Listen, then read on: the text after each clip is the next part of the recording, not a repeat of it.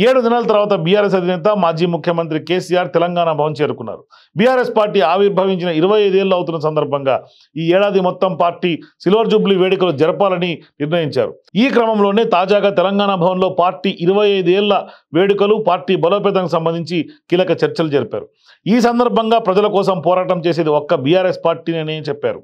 కాంగ్రెస్ ప్రజా వ్యతిరేక విధానాలపై మరో పోరాటానికి సిద్ధం కావాలని గులాబీ శ్రేణులకు కేసీఆర్ పిలుపునిచ్చారు. వచ్చే అసెంబ్లీ ఎన్నికల్లో తెలంగాణలో మళ్లీ అధికారంలోకి వచ్చేది 100% బీఆర్ఎస్ అని తేల్చి చెప్పారు.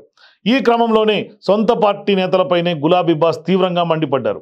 2023 అసెంబ్లీ ఎన్నికల్లో బీఆర్ఎస్ పార్టీ గుర్తుపై గెలిచిన 10 మంది ఎమ్మెల్యేలు కాంగ్రెస్ పార్టీ తీర్థం పుచ్చుకోవడం పట్ల తీవ్ర ఆగ్రహం వ్యక్తం చేశారు.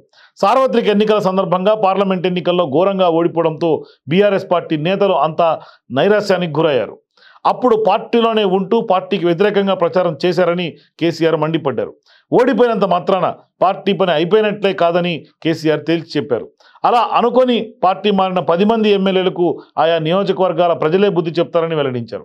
ఈ సందర్భంగా పార్టీ మారిన 10 మంది ఎమ్మెల్యేల పదవులు పోతాయని, తెలంగాణలో ఉప ఎన్నికలు రావడం ఖాయమని కేసీఆర్ మరోసారి జోస్యం చెప్పారు.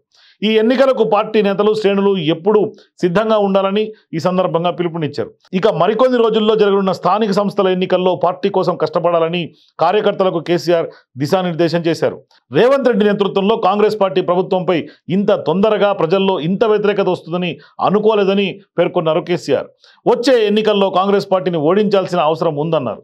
బీఆర్ఎస్ పార్టీ అధికారంలో ఉన్నప్పుడు ప్రతి సంవత్సరం రాష్ట్ర ఆదాయాన్ని పెంచుకుంటూ పోయామని, కానీ ప్రస్తుత కాంగ్రెస్ ప్రభుత్వ హయాంలో రాష్ట్ర ఆదాయం పడిపోతుందని చెప్పారు.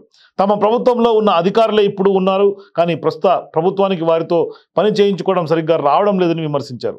బీఆర్ఎస్ పార్టీ ఆవిర్భావ దినోత్సవం సందర్భంగా ఏప్రిల్ 27వ తేదీన సిల్వర్ జూబ్లీ వేడుకల కోసం భారీ బహిరంగ సభ నిర్వహిస్తామని కేసీఆర్ ప్రకటించారు. పార్టీలో వ్యవస్థాగత కమిటీలు వేసేందుకు నిర్ణయం తీసుకున్నామని, ఈ కమిటీలకు మాజీ మంత్రి హరీష్ రావు ఇన్ఛార్జిగా ఉంటారని తెలిపారు. పార్టీలో విద్యార్థి, మహిళ సహా పార్టీ అనుబంధ విభాగాలను మరింత పటిష్టం చేయాలని సూచించారు. ఏప్రిల్ 10వ తేదీ నుంచి బీఆర్ఎస్ పార్టీ సభ్యత్వ నమోదు కార్యక్రమం ప్రతి జిల్లాలో చేపట్టబోతున్నట్లు కేసీఆర్ వెల్లడించారు.